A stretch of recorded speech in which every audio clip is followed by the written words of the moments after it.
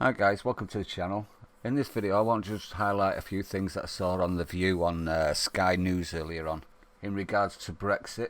The Labour representative obviously lost the debate, and I'll explain and give my opinions as we go, guys. Enjoy.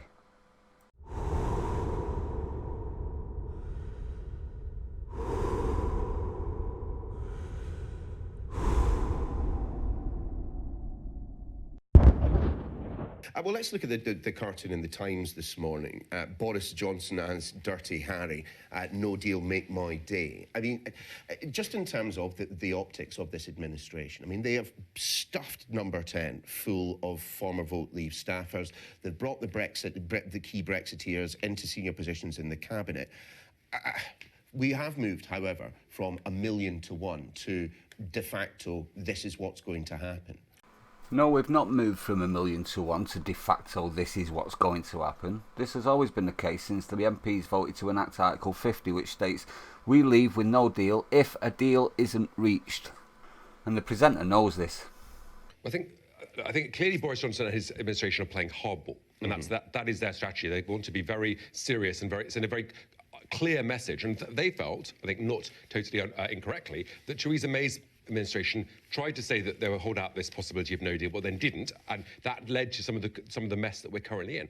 Now, Henry Newman, the Conservative Home columnist at this point, highlights the fact that no deal as a possibility is the strongest hand we have to get a good deal, and Theresa the Appeaser never had that to use because she didn't want to leave, and as such the mess we are in is because of that. The EU didn't need to give a good deal to May. Why would they? I think this is the right strategy. I think you've got to say we are prepared to leave with no deal if we can't find a way to get a better deal that can go through Parliament. Because the fact is, the current deal, and I've been a relative defender of the current deal, has been defeated 3 times. It is not going to survive, and it won't get through the Commons. And I think those 80% of parliamentarians who voted to trigger Article 50 need to look themselves in the mirror and ask themselves, if they don't want no deal, why did they vote to start an Article 50 process that would inexorably lead to no deal if a deal wasn't passed? Henry then goes on to say that the 80% of MPs that voted for Article 50 then have been saying no deal wasn't an option are dishonest to us and themselves, and I have to agree.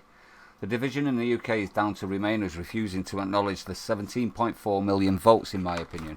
Wasn't it because they were told that there would be a deal done? Well, there was a deal done, and then they chose to vote it down. That's exactly the problem. Right, so here we are with this no-deal prospect very much on the table, and you hear today a number of ministers out promoting this idea.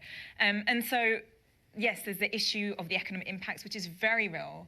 You know, people worried about their jobs. We're already hearing about different car manufacturers saying we're going to leave, and we'll definitely hear more of that. CBI, again, have said that it would be very hard to mitigate the impacts of a no-deal, even if you planned better. And this is where Project Fear comes in.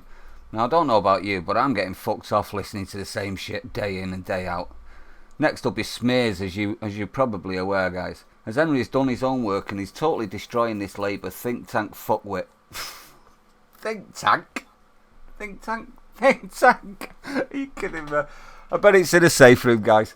And alongside that is the issue of the political mandate. Now, when we had the referendum, a lot of the people, including Boris Johnson, Nigel Farage and others, were, promoting we're going to get a great deal. We don't need to leave with no deal because we're going to get a great deal.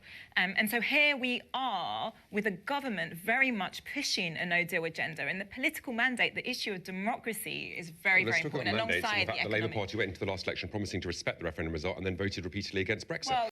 The reason we're in this position is because May went into the negotiation with a weak will and without the threat of a no deal. Also because, as pointed out by Henry, Labour voted to enact Article 50, which said leave with a deal or without, and have since tried to go against the result and stop Brexit.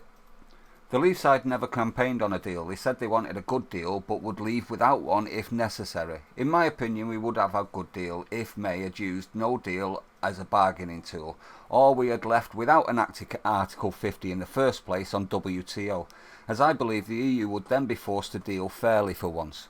Over sort of the period up to 2030, and found the effect was clear, but it wasn't an enormous effect. We're talking about a relatively small drop in GDP of about 2.2% up to 2030, and you can mitigate a lot of that with unilateral action. I'm not trying to minimise the disruption, because there would be disruption, but I think that these economic effects often get radically overstated. And it's also true that whatever vote Leave was saying during the referendum, David Cameron, the then Prime Minister, was on this channel being interviewed by your then political editor, and he was asked about Brexit and the possibility of a deal. And he said very clearly that if you voted to leave, if the country voted to leave, we could end up with a situation where we left without a deal on WTO terms. That was said at the time. I mean, that's one person, and you'll Well, the Prime find the Minister. odd. You'll The Prime find the Minister's not odd. one person. He's You'll the Prime Minister. You'll find the. I mean, he wasn't on the Leave side though, was he? No, but he was the head of the Remain campaign. Henry got facts. You could see Labour think tank start to panic. I think at this point a logic collapsed. As Henry pointed out, David Cameron as Prime Minister was on categorically saying he would leave on WTO, at which point think tank says, as a response, but he wasn't Leave. No, he was head Remain campaign. Go on, Henry. I mean, I just don't. But by way of contrast, I mean, the leader of the Scottish Conservatives says that when she was campaigning, and she, of course, was campaigning against Brexit, you know, she did not hear. She did not hear this argument that no deal was an acceptable outcome. I agree. I think that the position of the government is still, and was since 2016, to find a deal. But I also think we have to face facts. This deal is not going to pass the Commons. So, and the only way it's going to pass the Commons, particularly the Labour Party's position, which is to have their cake and eat it, to vote for Article 50 and then oppose Brexit. But if we have to therefore find a different way through. Henry points out that no one wants a no deal. We all wanted a good deal, which I totally disagree with. I voted to leave and never was asked did I want a deal, and if I had been asked I would have voted no deal then, as I believe the EU and what it's becoming is not going to benefit Europe or the UK. Well, they're obviously going to oppose a no-deal Brexit. That's always been the also case, opposed to deal Brexit. and it's called the Labour Party for a reason, right? Because we care about workers. This is my problem, guys.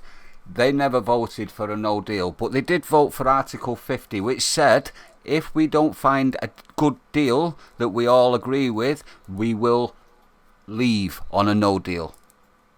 So if they didn't actually want no deal, why did they vote for an act that would enable no deal if a deal wasn't reached? And ultimately, when you look at set a in no-deal place, set when in you train have, a position which could lead to no deal, and then voted against a deal that could have stopped that. When you have a far-right cabinet, when you have people that want to cut taxes, you do, right? Sorry, so the Sophie, this is really dangerous. I'm sorry. You should not use language like far right about a cabinet. Well, hard like right even, but right? Far right is really dangerous. Yeah, you should track that. of course, right. So hard right, and so. This is where the debate is handed to Henry. Think Tank calls for the cabinet's far right, which is a go-to for weak logic debaters. She's totally lost the debate, in my opinion. Henry rightly calls out this smear and tells her it's dangerous. She does retract the comment to hard right and refuses to budge. This term is branded around like fucking confetti, and THINKTANK needs to go and find out what the term actually means.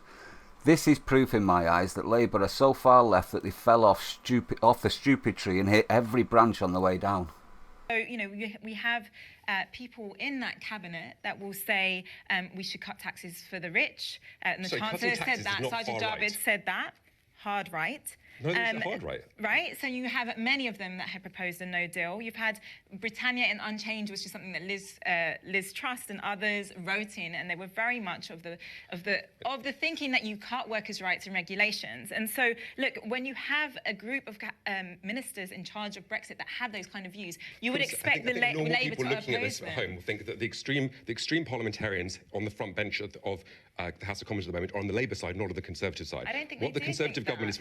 I do think that, to be honest, and if you had your fingers out of your ears long enough from going la la la la la la la la, don't like your facts, you'd know this. If you listen to the people you're supposed to represent. Proposing to do is reduce the overall burden of taxation and deliver a referendum which won the biggest democratic mandate in our history. He's not a feminist. We have Jacob Rees-Mogg, who doesn't believe in abortion, even for women that have been raped. So I don't think you can. Well, you've also had conservative, small C conservative Christians on the Labour side as well, who, and abortion issues have always been a personal rights issue. A man not identifying as a radical feminist, cutting taxes and religious beliefs are the reasons for calling someone far right in this fuckwit's mind. Really? Anyway, everyone, thanks very much for tuning in. I hope you liked the video. Let me know your opinions in comments, guys. If you've liked what you've seen, like and subscribe. And I'll see you on the next one.